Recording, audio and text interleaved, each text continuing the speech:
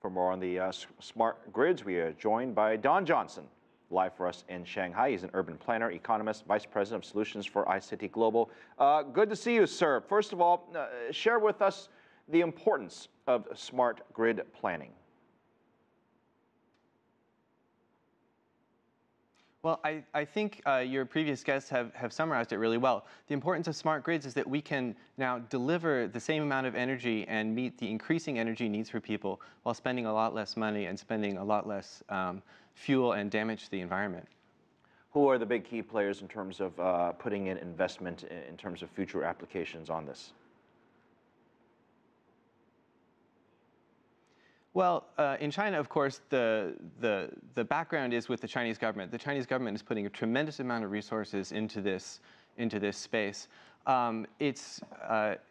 Participants are coming both from international companies, and those are the traditional international infrastructure companies like Schneider Electric, like Siemens, Hitachi. But the local domestic companies such as State Grid are taking a lead as well. State Grid has now put a lot of its own technology, which is it's delivered in-house, into this area. Okay, so the Chinese government is investing big into this, as you say, and I'm assuming there's been enough progress in this sort of environment that a lot of other cities outside of China as well would be very interested to see how they have worked. I'm assuming these applications are easily transferable to other cities around the world. Is that correct? Absolutely, absolutely. This is really a worldwide phenomena. The smart grid technology is under development around the world. And for Chinese companies, they see a big opportunity to export this technology also, to other developing countries, but also increasingly to developed nations as well. I know there are some projects underway in Europe that are involving Chinese companies as partners. So absolutely, it's a worldwide phenomenon and one that China is hoping to participate in. We have talked an awful lot about going green, from better buildings to better use of sort of the space. And we talk about an urban environment. China is unique because it literally is rebuilding cities, and I'm talking about dozens and dozens of cities every year around the country. And so they have an opportunity to really sort of redo the roads, right? They get to redo the lines, they get to redo the plumbing, they can redo the sewer system, especially in some of the newer cities. What are some of the things that planners do wrong or assume wrong when they go into an area like that and say, hey, I want to start with a clean slate?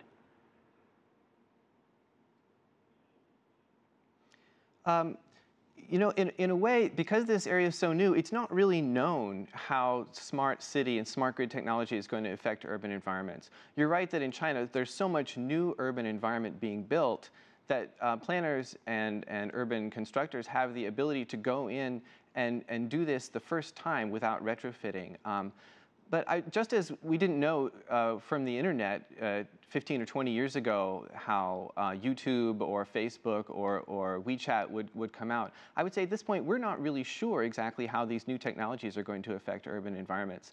I think that we'll see once all the data is out there from energy, transportation, environment, people put that data together in new and interesting ways that we simply haven't thought of before.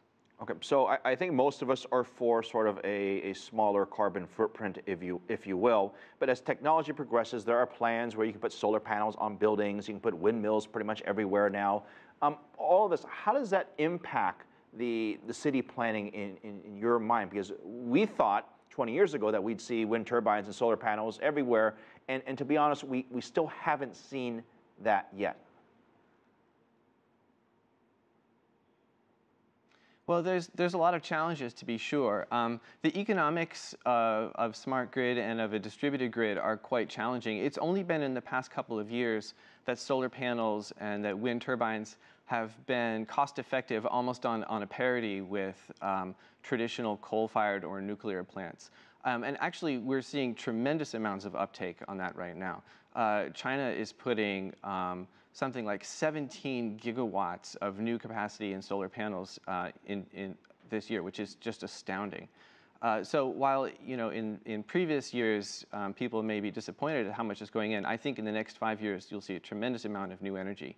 But that produces a lot of challenges too, because all of that energy is not as easily predictable or controllable as a standard coal plant, and so the the analytics and the control systems need to be there to ensure that the grid stays stable, and that's a focus of research now. Yeah, there's a lot of opportunities, and certainly there are a lot of challenges, but it sounds like China and you over there are well on their way. Thank you very much, Don Johnson, live for us in Shanghai for Isity Global.